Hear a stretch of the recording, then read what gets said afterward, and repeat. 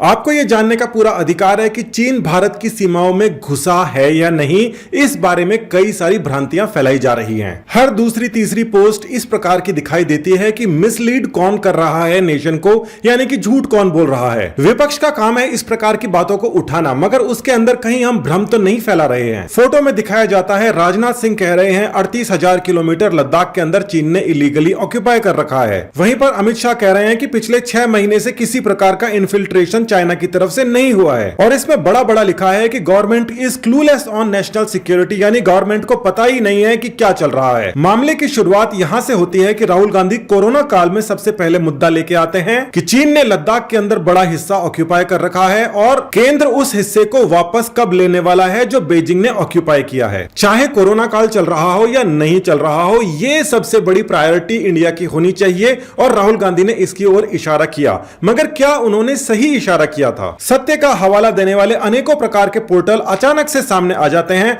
और वो क्या चीज पूछते हैं। वो कहते हैं लद्दाख में चीन ने भारत की भूमि पर कब्जा कर लिया, मोदी भारत में कोई नहीं घुसा ये कहकर चीन का समर्थन कर रहे हैं। भारत जानना चाहता है, बिल्कुल जानना चाहता है, और ये रिस्पॉन्सिबिलिटी आपकी है कि तथ्यों को सही प्रकार से देख लें। एक खास प्रोपेगेंडा के तहत इसी प्रकार के भ्रम वाले बयान फैलाए जा रहे हैं और जनता हैरान है। तो असली मामला शुरू होता है 1960 की जू एनलाई की इंडिया की विजिट से। ये जू एनलाई कौन थे? ये उस समय चाइना के प्रीमियर थे और माओ जेडोंग चेयरमैन थे चाइनीज कम्युनिस्ट पार्टी के, जिसको हम राष्ट्रपति बोलते हैं। हालांकि वो राष्ट्रपति नहीं होकर सिर्फ चाइनीज कम्युनिस्ट पार्टी के एक सर्वेसरा थे जिन्होंने चाइना के ऊपर कब्जा कर लिया था। 1960 में चाइना के सबसे इंपॉर्टेंट आदमी इंडिया आते हैं, नेहरू के साथ मिलते हैं, फोटो खिंचाते हैं, बातचीत होती है। उसके पहले 1954 की फोटो आप देख रहे हैं जब नेहरू भी गए थे बीजिंग और उसके बाद में कई समझौते करके आए थे। आपको यह पता होना चाहिए कि 1950-51 के अंदर ही तिब्बत का एनेक्सेशन हो गया था। चाइना ने उसको अपने अंदर मिला लिया था। नेहरू जी ने कुछ बोला नहीं था। नेहरू जी की और चाइना के जो डिप्लोमेट्स थे उनके आपस के अंदर घनिष्ठ दोस्ती थी। हाल ही के समय में एक नया खुलासा हुआ है जो ये बताता है कि शायद नेहरू ने ही तिब्बत के ऊपर चाइना का कब्जा करने में मदद की थी और चाइना की आर्मी को राइस प्रोवाइड करे थे, चावल दिए थे उन्हें। यह एक बहुत ही महत्वपूर्ण घटना है क्योंकि तिब्बत के ऊपर चाइना ने जब से आक्रमण करके उसको अपने कब्जे में कर लिया, उसके बाद से ही चाइना का और इंडिया का बॉर्डर आपस के अंदर लगना शुरू हुआ। उसके पहले इंडिया चाइना की डिस्प्यूट होने का कारण ही नहीं था। तिब्बत एक बफर स्टेट की तरीके से बीच के अंदर मौजूद था। तो 1950 से 1960 के अंदर आ जाते हैं जब जौ इनलाई इस बार इंडिया आए और उन्होंने नेहरू से कुछ बातें की। उन्होंने कहा कि अक्साई चीन वाला एरिया एक समय में तिब्बत के अंदर आया करता था, तो हमने तिब्बत के ऊपर आक्रमण करके उसको मिला लिया है, तो अब अक्साई चीन को भी हमको आप आराम से ही दे दीजिए। मगर इन सब चीजों के ऊपर बात नहीं बनी और नेहरू ने बिल्कुल मना कर दिया कि ऐसा नहीं होगा, हमारे यहां डेमोक्रेसी है और मुझे जवाब देना पड़ता है। आगे बढ़ने से पहले यह बात महत्वपूर्ण है कि क्या तिब्बत के ऊपर आक्रमण करके कब्जा करने में नेहरू ने उनकी मदद की थी या नहीं की थी, और यह सोर्स आया कहां से, यह इंफॉर्मेशन आई कहां से? तो यहां पे लिखा है कि अर्पी comes with an explosive revolution. अर्पी नाम के एक राइटर लेकर आए हैं और यह क्लॉड अर्पी की वेबसाइट है जहां पर उनके बारे में सब कुछ बताया गया है। काफी ज्यादा ऐतिहासिक समझ के साथ ही में ये बहुत ही इंटेलेक्चुअल इंसान भी हैं। इनका जन्म फ्रांस में हुआ था। ये एक डेंटल सर्जन थे। उसके बाद में इनकी हिस्ट्री के अंदर और जियोपॉलिटिक्स में काफी रुचि होने की वजह से वो 1972 में यात्रा करते हुए इंडियन हिमालयाज के अंदर आए। यानी कि ये विदेशी हैं जिनका इंडिया, चाइना के अंदर और पाकिस्तान के अंदर जो इंटरेस्ट है वो कुछ खास नहीं है। किसी भी दिन ये वापस भी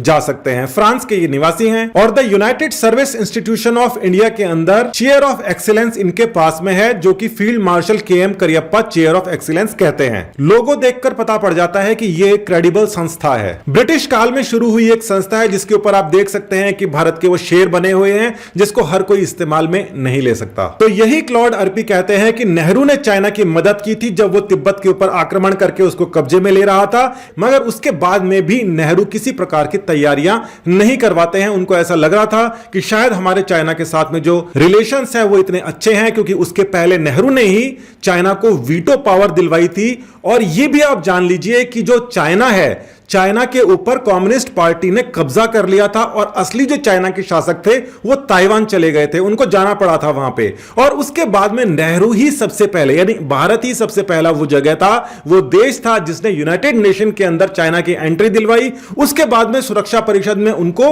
वीटो पावर तक दिलवाई और उसके बाद के अंदर हम यहां पर चल रहे हैं अक्साई चीन वाले मामले के ऊपर। असदुद्दीन ओवैसी तो इसके आगे एक नई कहानी शुरू कर रहे हैं। उन्होंने पूछा है कि चीनी रक्षा मंत्री से 1000 वर्ग किलोमीटर भारतीय क्षेत्र को बिना शर्त खाली करने के लिए कहने जा रहे हैं, जो उन्होंने पिछले 4 महीनों में लद्दाख में कब्जा कर लिया है। अब हमारे देश के अंदर तो यह चल रहा है, मगर चाइना क्या कह रहा है? चाइना की एम्बेसी कह रही है कि इंडिया हमारे LAC के अंदर घुस गया है और पैंगोंग त्सो के अंदर कई जगह उन्होंने कब्जा कर लिया है। बात अब तक आपको क्रिस्टल क्लियर हो चुकी होगी। राहुल गांधी कह रहे हैं कि जो हमारा एरिया कब्जा किया गया था उसको मोदी वापस कब ले रहे हैं। ओवैसी ये कह रहे हैं कि 1000 किलोमीटर का जो एरिया है, वर्ग किलोमीटर है, उसको राजनाथ सिंह जी वापस कब ले रहे हैं। और बीजेपी के जो समर्थक हैं वो इससे अलग ही कहानी बयान कर रहे हैं और यह भी कह रहा है चाइना कि चाइना ने कभी भी क्रॉस नहीं किया कोई सा भी बॉर्डर। तो हमें इस सवाल का जवाब चाहिए जो हिमांशु गौड़ ने उठाया है कि राहुल बाबा आप बताओ, आपके पड़नाना के समय